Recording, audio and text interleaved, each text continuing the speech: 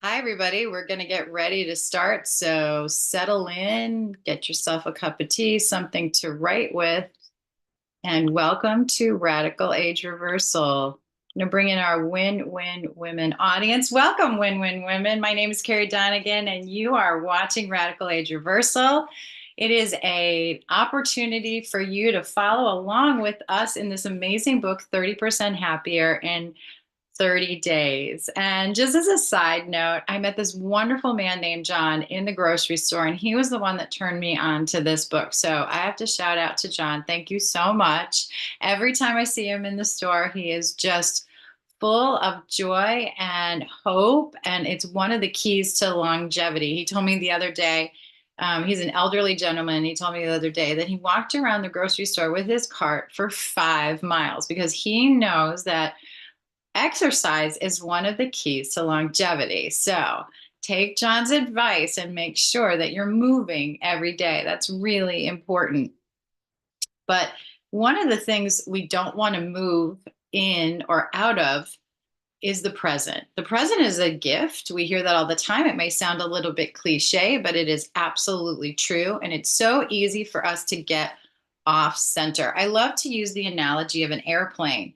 Most of us know that airplanes are guided by very sophisticated technology now. And in fact, you really don't even need a pilot to fly a plane. My apologies to pilots. I know that you do and play an extremely important role when we're in the air, but my understanding is that the technology has come to the point where when it is programmed to go on a particular course, even though the elements blow it off track, the plane is designed to actually bring itself gently back to its course. And that's all about focus.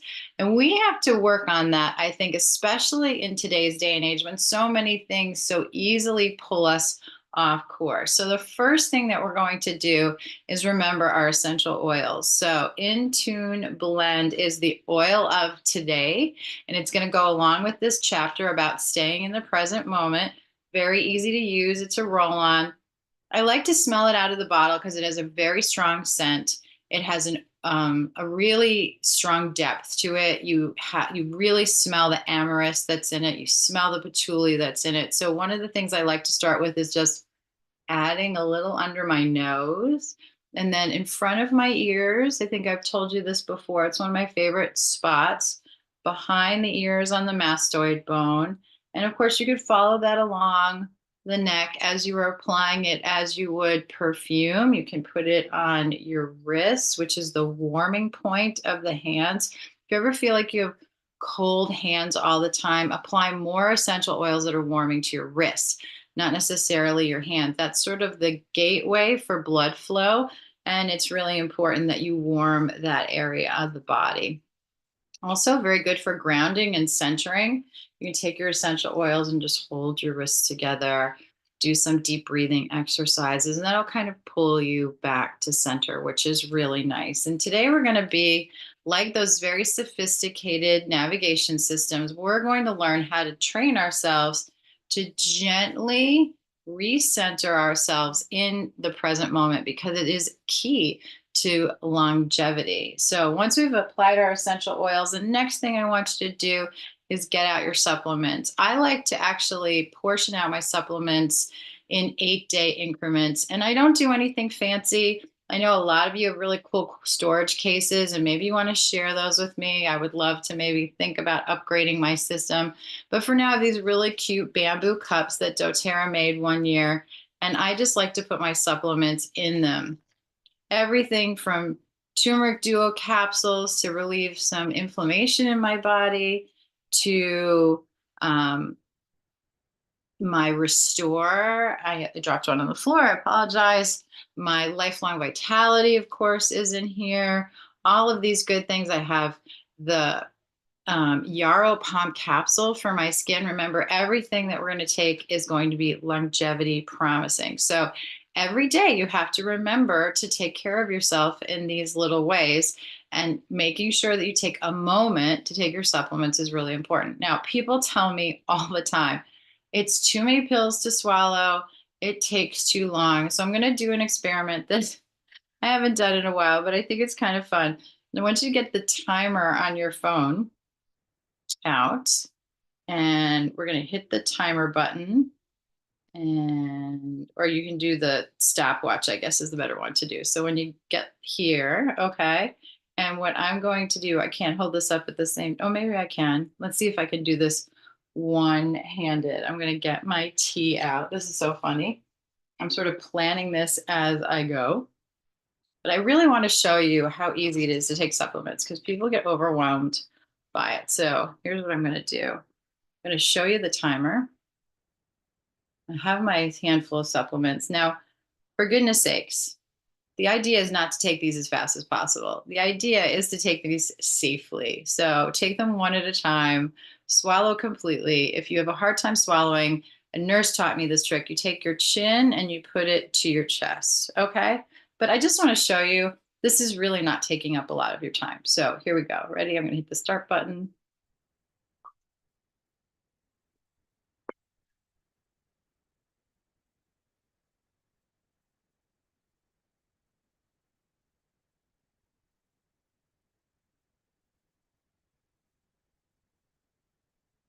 Anybody who's just coming in is thinking, why is she holding up a stopwatch? What kind of supplement is she taking? Again, remember, touch your chin to your chest. That's the easiest way to swallow pills. You're not going to have any choking issues. Okay, I didn't spend a lot of time doing them and hit stop. So in less than a minute, okay, 41.8 seconds was all it took for me to take all of my supplements for the day. Now, I do it this way because I tend to forget during the day to take them multiple times a day. If you're super organized and you have little supplement stations at different parts of your house, God bless you. You're my hero. And I think that's amazing. But if you can only take them once a day, then commit to the 41 seconds and do something really good for yourself. It's worth it. Trust me, you're wasting much more time on social media and other nonsensical things we do all the time. I know I am very guilty of it, and I'm sure that I'm not alone. So make sure you get those supplements in. Okay, now let's get to our chapter. Now that we have our supplements and now that we have our oils on, we can focus even better than before. Let's live in the present moment. It says, we've all heard stock phrases like live for the here and now or make the most of each day. But research shows that happy people live more fully in the moment than those who are unhappy. A pair of Harvard researchers put the concept to a test when they created an app to analyze people minute by minute thoughts, feelings, and actions. What they discovered is that people tend to think about what is not happening almost as much as they think about what is happening in the current moment. And this typically makes them unhappy. Conversely, happy people who focus on the present moment are not preoccupied with past hurts, stressed by regret, or wrapped up in what might happen in the future. Instead, their attention is focused on the present moment, meaning they are aware and mindful of what is happening right now. Being present-minded is critical to health and happiness. It will ground you and ensure you remain connected to the world around you. This doesn't mean you're empty. You empty your mind. It doesn't mean that. So it doesn't mean that you empty your mind of all thoughts, but your attention is focused on what you're doing, who you're with, and what you're experiencing. I happened to read the book, The Power of Now, written by Eckhart Tolle, after I had lost someone important to me and I was grieving. The pain caused me to hunt through past memories, which fulfilled me with regret, anxiety, and chest pain. My gut was not cooperating and I was miserable. The most important concept I took from The Power of Now was that my thoughts were causing me to suffer as I allowed repetitive thoughts to steal my vital energy. If I were mentally preparing myself for something that would happen in the future, then I was getting lost in the past. But the more I lived in the present moment, the more I felt from the emotional pain in the past and the worries about the future. Present moment thinking is important even during hard times. While we want to get away from or escape pain, we must go into the pain. In my book, Your Brain is Always Listening, I wrote about the importance of allowing grief to wash over you and to let your tears flow in times of loss. When we acknowledge and go into our pain, it starts to dissipate. By being present and mindful of where we are more apt to feel happy and secure, better handling the pain, reducing impact of stress on our health, and better to cope with challenging emotions. Here's one thing I've done to focus my mind on the present moment. On several consecutive occasions, each time I sat down in my car, I'd feel the steering wheel before I turned on the engine. I would grip the wheel, noting my hand position and the molded material around the rim. Spending a good 20 or 30 seconds on this before driving off was slowing life down exercise that allowed me to anchor myself to the present moment. I love this. I'm going to start doing this today. I don't know about you, but wow, what an easy and clearly important step for all of us to take. And maybe this would prevent some accidents. By observing my hands and observing my breathing, I connected my body and mind to the here and now. Who doesn't need a reminder to grip a steering wheel or smell the roses as we rush through life? When we choose to savor the world around us, from breathing in to the comforting smell of the fresh laundry coming out of the dryer, just slowly enjoying the intricate tastes of food, we refresh our sensory experiences. Part of living in the present means not worrying about the future, which will kill your happiness every day of the week and twice on Sunday. Worrying may be second nature to many, but most of us are not aware of how much we dwell on fearful thoughts. Research shows that happy people worry far less often than unhappy people do. This insight isn't new, however. In fact, there's a wonderful passage on this concept in the Bible. Therefore, I tell you, do not worry about your life, what you will eat or drink, about your body, what you will wear. Is life not more than food and the body more than clothes? Look at the birds of the air. Do they not sow or reap or store away barns? Sorry, they do not sow or reap or store away in barns. And yet your heavenly Father feeds them. Are you not much more valuable than they? Can any one of you, by worrying, add a single hour to your life? Matthew 6:25-27. Powerful words, and something I think we can all meditate on today. So I would love for you to comment on ways and moments in your day that you think that you can actually put this into practice. Another tip I was given a long time ago, I believe this came from Dr. Andrew Huberman, and he said that between activities, you need a pause. So we don't flow very well as human beings. We don't go from eating our breakfast to starting a podcast. We don't go from our work environment to our home environment very well. We often kind of take what we were thinking about, we take what we were concerned about, we take what we were ruminating over into the next moment, and it actually steals the joy and the moment.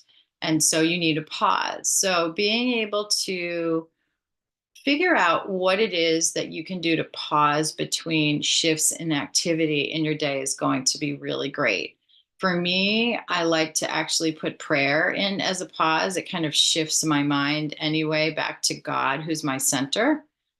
For you, it might be something different. I've seen people actually carry puzzles in their pocket, which at first I thought, okay, this is interesting. But there is some absolute scientific validity to that idea that, maybe you have a Rubik's Cube, tiny one. And so you are getting ready for work, for school, for your day, whatever it is. And then, if you're driving, go ahead and try that steering wheel moment. You can, take that moment before you actually turn the ignition on and pull out of the driveway to say a short prayer. You can also take out that Rubik's Cube, move the spaces around just for a minute, just for a minute, not to get sucked into activity. So you have to be careful what it is. What you don't want to do is go from, for example, getting ready for work to social media, from social media to driving on the highway or going to your next task or picking up your kid from school. Because social media in and of itself is a mind frazzler.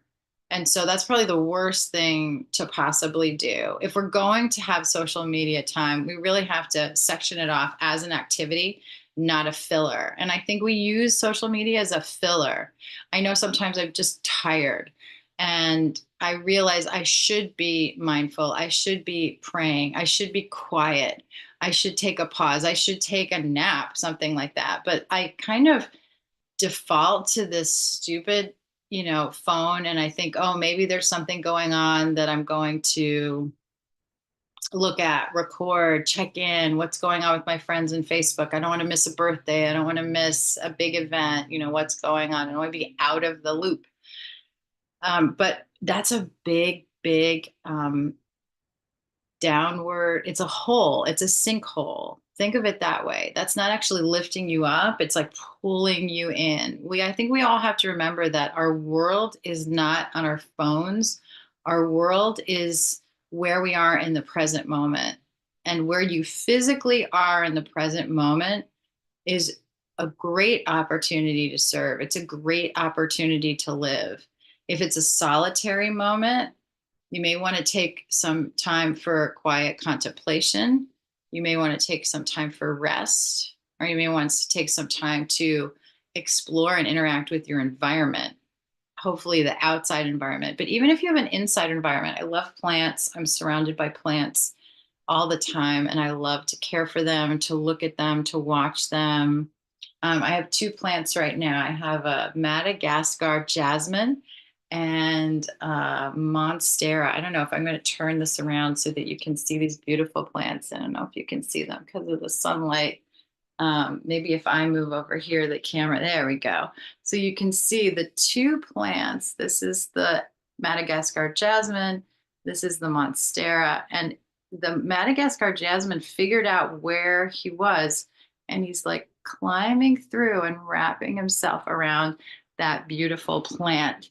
And I think that is a great example for us to learn how to seek our environment, seek our opportunities, seek the physical place where we are and where we're supposed to be in the world so we can do what it is we were put here to do. You have a plan today you may not be aware of, and it can unfold if your heart is open to it. And you can play a role if you start to listen to your consciousness and allow your conscience to guide you in the right direction. But that does mean that you have to stay totally present in today. Well, thanks so much for joining me. We've reached the end of today's episode. We will continue in this book, again, 30% Happier in 30 Days by Dr. Daniel Amen. I love it. You can see it's a well-loved book. I hope you are enjoying it too, and I will see you next Monday. God bless.